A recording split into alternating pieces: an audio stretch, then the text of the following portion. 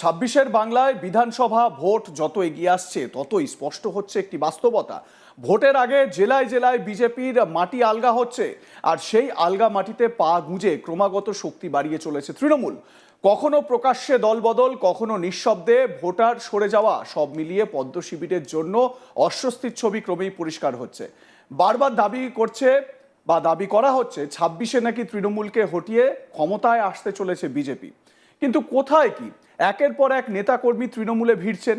ভোটের আগে ৩৫টি পরিবারের শতাধিক কর্মী বিজেপি ছেড়ে লাইন দিয়ে তৃণমূলে যোগ দিল, আর তাতে করে বিপাকে পড়েছে বিজেপি। ভোটের মুখে দল থেকে কর্মী সমর্থকরা চলে যাওয়াতে শক্তি যে ক্ষয় হচ্ছে তা বলার অপেক্ষা রাখে না। বিধানসভা নির্বাচনের আগে বীরভূমের ময়ূরেশ্বর বিধানসভা কেন্দ্রে বড়সড় সাংগঠনিক সাফল্য পেল শাসক দল তৃণমূল কংগ্রেস।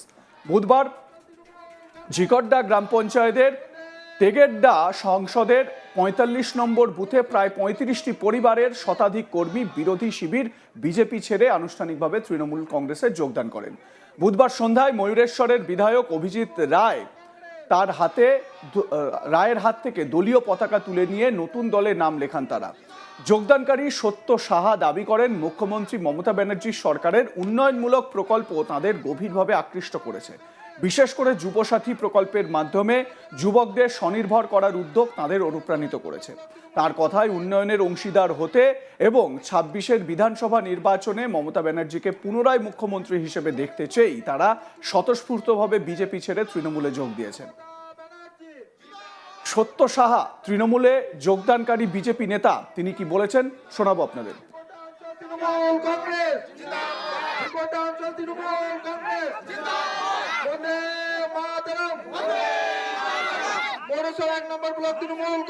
কি নাম দাদা আপনার?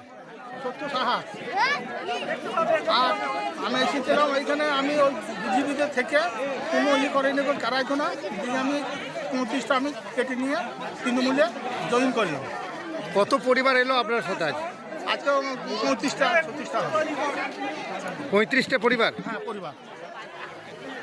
এবারে কি মমতা বন্দ্যোপাধ্যায়ের হাত শক্ত করবেন? হ্যাঁ, মমতা বন্দ্যোপাধ্যায় আমি হাত শক্ত করবো। তৃণমূলের তরফে জানানো হয়েছে, রাজ্য সরকারের উন্নয়নমূলক প্রকল্প দেখে অন্য দল থেকে তৃণমূলে জয়েন করছেন মানুষজন। তৃণমূল বিধায়ক অভিজিৎ রায় কি বলেছেন এই প্রসঙ্গে শোনাবো আপনাদের। দাদা আজকে এখানে কি কি কর্মসূচি ছিল আপনার? কর্মসূচি বলতে ২০২৬-এর নির্বাচনকে সামনে রেখে আমরা প্রত্যেকটা বুথেই যাচ্ছি এবং প্রত্যেক বুথে আমাদের মাননীয় মুখ্যমন্ত্রী যে উন্নয়ন সর্বস্তরের মানুষের জন্য, সেই উন্নয়নের একটা চলচ্চিত্র আমরা দেখাচ্ছি। এবং বর্তমান সমাজে যে কৃষক বন্ধু চালু ছিল, বর্তমানে যারা ক্ষেত মজুর তাদের ক্ষেত্রেও একটা কৃষক বন্ধু চালু হয়েছে।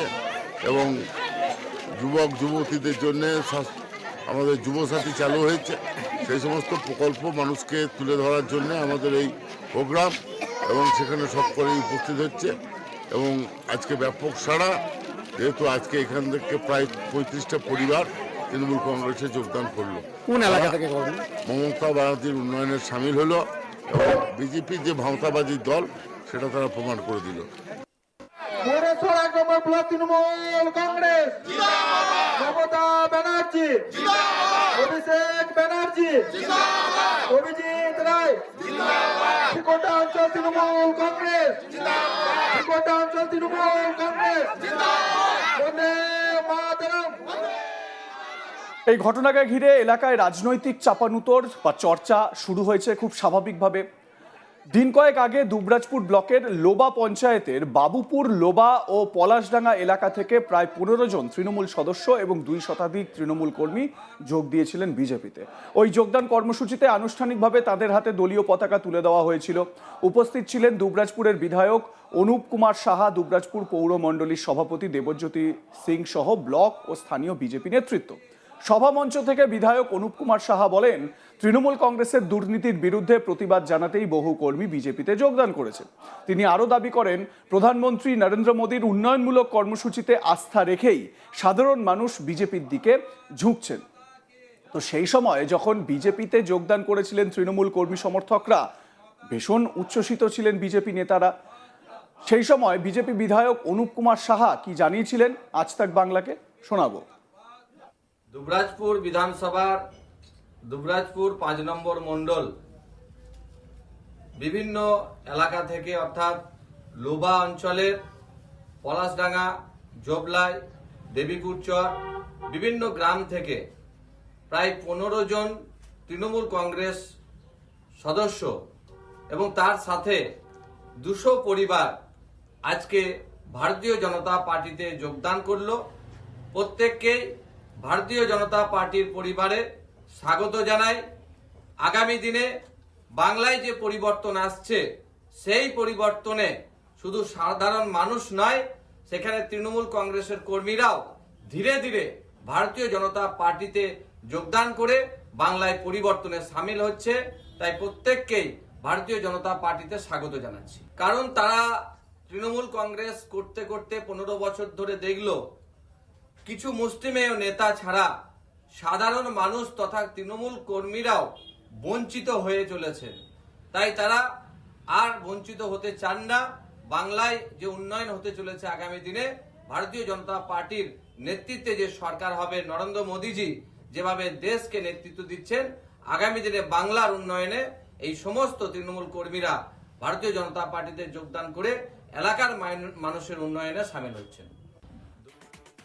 এদিকে এই যোগদানকে ঘিরে তুমুল চর্চা শুরু হয়েছিল স্থানীয় রাজনৈতিক মহলে। নির্বাচন যত এগিয়ে আসবে ততই দলবদলের রাজনীতি আরো তীব্র হতে পারে, এমনটাই তো মনে করা হচ্ছিল। এবারে দেখুন পুরো উলট পুরাণ, মানে একেবারে পাশা পাল্টে গেল।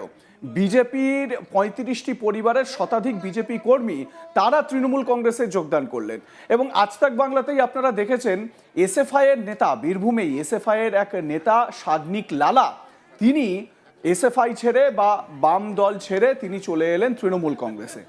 এবং আজ তাক বাংলার প্রতিনিধিকে একান্ত সাক্ষাৎকারে তিনি জানিয়েছেন যে সিপিআইএম এর মধ্যে যে বৃদ্ধতন্ত্র রয়েছে, সেই বৃদ্ধতন্ত্রের জন্যই কিন্তু জেনজি বা নতুন প্রজন্ম এগিয়ে আসতে পারছে না। সেই কারণে খুব স্বাভাবিকভাবেই তারা তৃণমূল কংগ্রেসের দিকে ঝুঁকছেন। উপরন্তু আপনারা দেখেছেন, আমরা আজ তাক বাংলার স্টুডিওতে আপনাদের দেখিয়েছি প্রতিকুর রহমান, যিনি সিপিএম ছেড়ে সম্প্রতি তৃণমূল কংগ্রেসে যোগদান করেছেন, অভিষেকের হাত থেকে দলীয় পতাকা তুলে নিয়েছিলেন।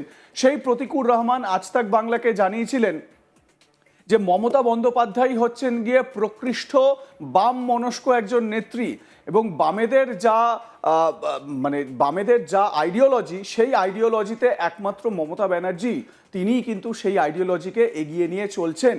এই বক্তব্য রেখেছিলেন প্রতিকুর রহমান। তো স্বাভাবিকভাবে নির্বাচন আরো যত এগিয়ে আসবে এরকম দলবদল, পাল্টা দলবদল আরো চলতে থাকবে, এটা খুব স্বাভাবিক একটা চিত্র।